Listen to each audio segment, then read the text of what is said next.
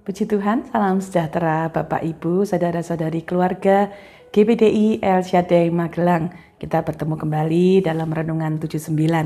Kita merenungkan firman Tuhan supaya terus bangkit, bergerak, dan berdampak. Hari ini kita akan bersama-sama merenungkan dari kitab Ayub pasal yang ke-12.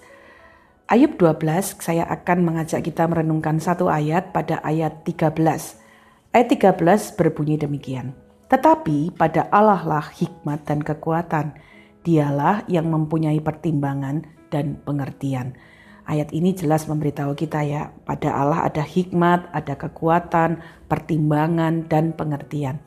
Dalam terjemahan bahasa Indonesia masa kini, ada satu penerjemahan yang menarik ya. Saya akan juga bacakan pada ayat yang sama. Demikian, Ayub 12 ayat 13. Kabarnya hikmat ada pada orang yang tinggi umurnya, tetapi hikmat dan kekuatan ada pada Allah saja.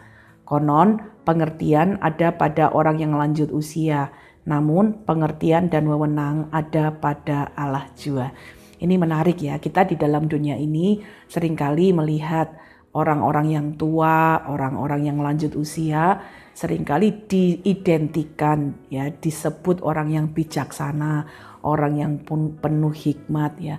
Tanya sama orang yang tua, mereka yang lebih berhikmat, mereka yang lebih bijaksana, mereka yang punya pengertian.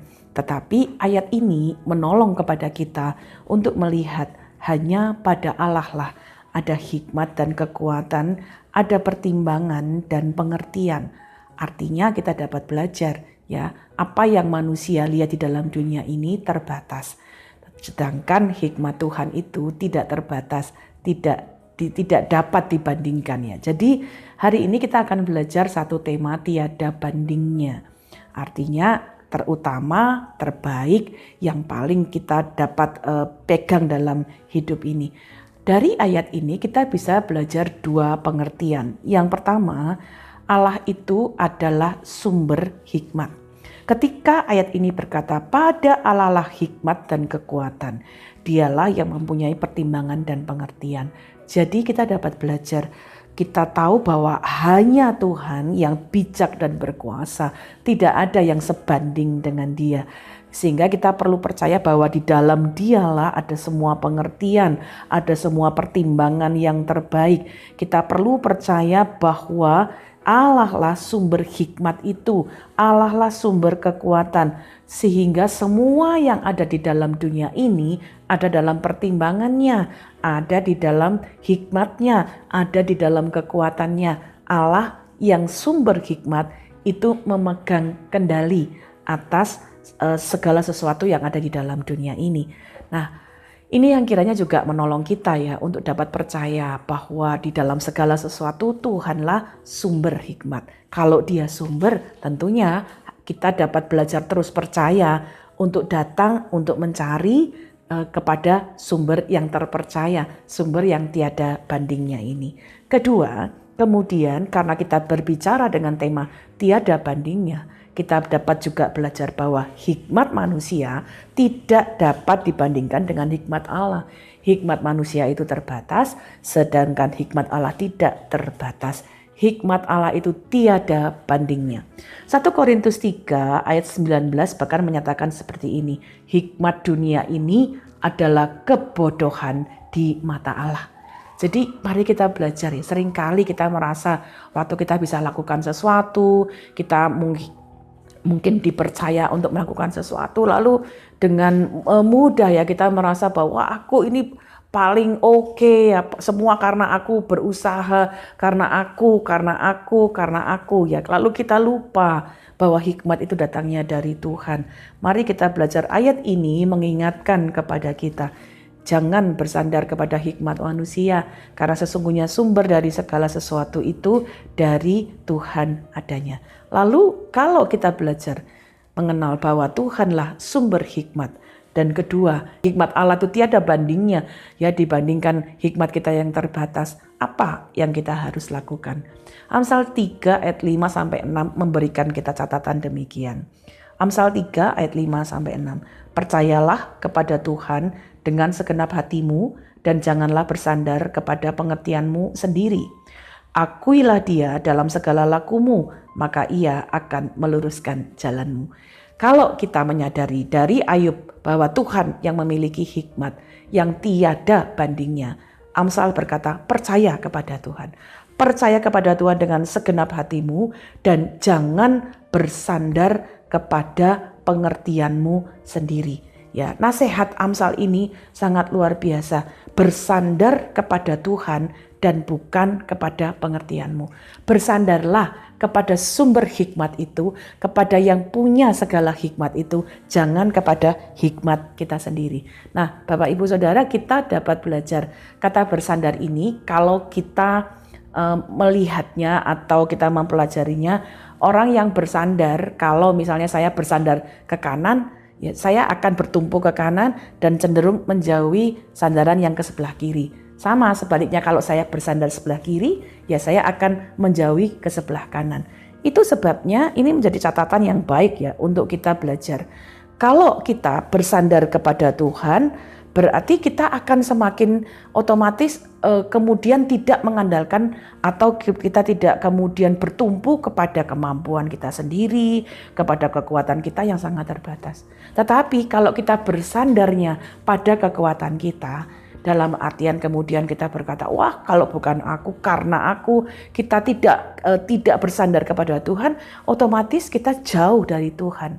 Jadi bagaimana caranya kita bersandar kepada Tuhan? Seperti nasihat di dalam Amsal ini, ya caranya yang firman Allah beritahu di dalam Amsal artinya begini.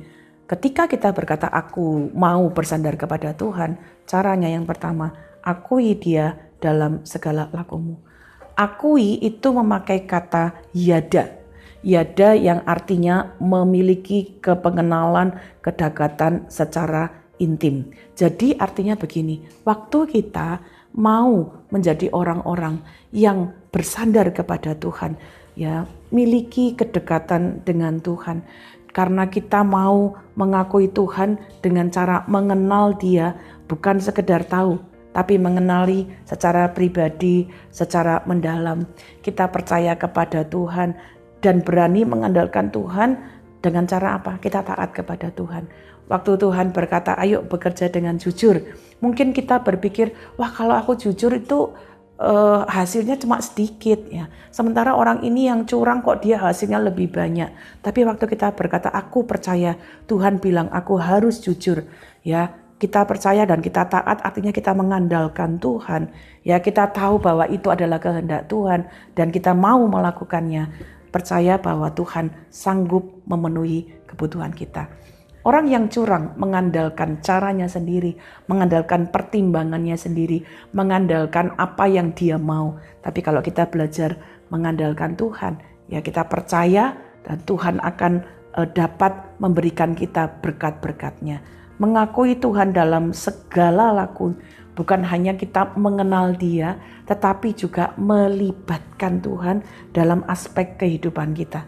Ya, jadi kita bukan hanya bilang, wah karena aku pinter, aku bisa ngerjakan tugas-tugas ini. Karena aku pinter, aku bisa melakukan apa yang dipercayakan kepadaku. Tapi kita belajar, waktu kita mau mengerjakan sesuatu, Tuhan beri aku kepandaian ya, beri aku ide ya, beri aku hikmat. Waktu kita bisa melakukan sesuatu, kita bersyukur, Tuhan terima kasih karena Engkau yang memberi aku hikmat, Engkau yang memberikan aku kemampuan. Semakin kita dekat dengan Tuhan, kita semakin menyadari kita perlu Tuhan. Apa yang kita bisa lakukan, semua anugerah Tuhan. Bukan karena kepandaian, kekuatan kita semata-mata. Kalau kita mengakui Tuhan dalam artian mengenal Dia, mau ikuti kehendaknya, melibatkan Tuhan dalam hidup kita, hasilnya firman Tuhan berkata, Ia akan meluruskan jalanmu. Bapak Ibu Saudara, dalam kehidupan kita bukankah kita itu seperti orang yang berjalan dan kita butuh tuntunan Tuhan. Siapa yang dituntun Tuhan dalam hidupnya? Orang yang mau percaya kepada janji Tuhan, orang yang mau dituntun, orang yang mau menurut. Kalau kita mungkin melakukan hal-hal yang tidak tepat, ya Tuhan akan memberitahu kita, menegur kita melalui firman-Nya. Dan kalau kita berada dalam kehendak Tuhan, ya Tuhan akan menolong kita seperti orang yang berjalan di jalan yang lurus, jalan yang benar, jalan yang membawa kebaikan. Itu satu keindahan yang luar biasa. Kalau kita jalannya lurus, jalannya sesuai kehendak Tuhan, tentunya akan mendapatkan ya sampai kepada tujuan, mendapatkan hasil-hasil yang terbaik juga. Karena itu mari kita belajar. Kalau kitab Ayub berkata Allah itu sumber hikmat, percaya kepadanya, bersandar kepadanya, libatkan Tuhan dalam seluruh aspek kita. Waktu kita mau bekerja, kita mau berusaha, mungkin kita mengalami pergumulan, ada masalah dengan keluarga, masalah dengan anak-anak, minta hikmat Tuhan, minta pengetahuan, minta kemampuan dari Tuhan. Tuhan akan membawa kita ya untuk berjalan di jalan yang lurus. Daniel pasal 11 ayat 32b berkata begini, tetapi umat yang mengenal Allahnya akan tetap kuat dan akan bertindak. Sekali lagi, umat yang mengenal, umat yang tahu Allah itu sumber hikmat, umat yang tahu bahwa dia bisa bersandar kepada Tuhan akan jadi umat yang punya kekuatan rohani. Artinya kita mampu terus berjalan, gak mudah menyerah, tidak mudah goyah. Kita akan berani bertindak di dalam kebenaran karena percaya Tuhan yang menyertai. Jadi Bapak Ibu Saudara, setiap hari kita punya pilihan. Mau bersandar pada Tuhan atau bersandar pada kekuatan kita sendiri.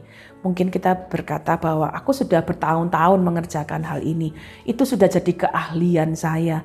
Itu sudah jadi kepandaian saya. Jangan bersandar pada kekuatan kita sendiri.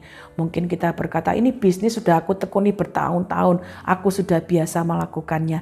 Jangan bersandar kepada pengertian kita sendiri. Setiap hari kalau kita bangun, berterima kasih untuk hari yang baru, lalu libatkan Tuhan. Tuhan, tuntunlah dalam apapun yang aku kerjakan, supaya itu menjadi berhasil. Buatlah aku mengandalkan Tuhan. Beri aku hikmat, beri aku ide, beri aku kekuatan. Aku belajar bersandar dan alamilah bahwa Tuhan akan membawa kita menjadi orang-orang yang berjalan dalam jalan lurus. Artinya apa yang kita kerjakan benar sesuai kehendak Tuhan. Dan kalau itu benar sesuai kehendak Tuhan, pasti menjadi berkat bagi kita dan bagi orang-orang yang lain. Hidup kita akan terus menjadi hidup yang bangkit, hidup yang bergerak sesuai kehendak Tuhan. Dan pasti berdampak untuk kemuliaan nama Tuhan. Karena itu nikmatilah hikmat di dalam Tuhan. Engkau percaya, mengalami Tuhan, dan hidup kita boleh memuliakan nama Tuhan. Terima kasih Bapak Ibu Saudara telah mengikuti Renungan 79. Kiranya ini dapat menjadi berkat bagi kita semuanya. Bagi Bapak Ibu yang ingin didoakan atau menceritakan kesaksian, mujizat, kesembuhan, pertolongan Tuhan, pemulihan dari Tuhan, mari salurkan melalui chat di WhatsApp 0813 2742 0088. Mari kita berdoa. Bapa, kami bersyukur punya Allah, sumber hikmat. Engkau Allah yang tiada bandingnya. Hikmat-Mu sungguh luar biasa bagi kami. Karena itu kami mau belajar terus bersandar, percaya kepadamu dengan sepenuh hati kami.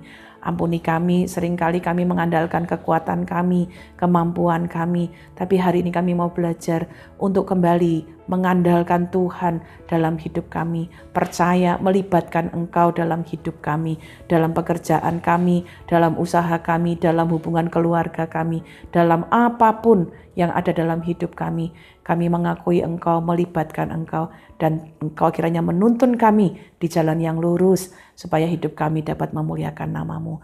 Berkati seluruh keluarga GBDI El Shaddai Magelang, mengandalkan hikmat Tuhan, supaya dengan hikmat Tuhan hidup kami boleh memperoleh berkat dan berdampak. Terima kasih Bapa. Tunjukkanlah kepada seluruh keluarga GBDI El Shaddai Magelang jalan-Mu ya Tuhan, supaya kami hidup menurut kebenaran-Mu. Bulatkanlah hati kami untuk takut akan nama-Mu.